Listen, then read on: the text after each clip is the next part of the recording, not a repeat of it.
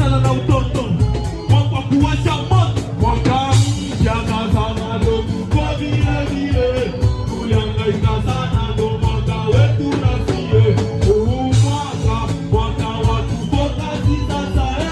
ana mwaka jana hatukundo kutoka kama kinyumba kama kalio kujitumba mwaka mafanikio mwaka kujitumba kumasomo kupata elimu nipate chao mwaka kulima lima kule kumeza nimekuwa nifanya mwaka umepigano mwaka mkamano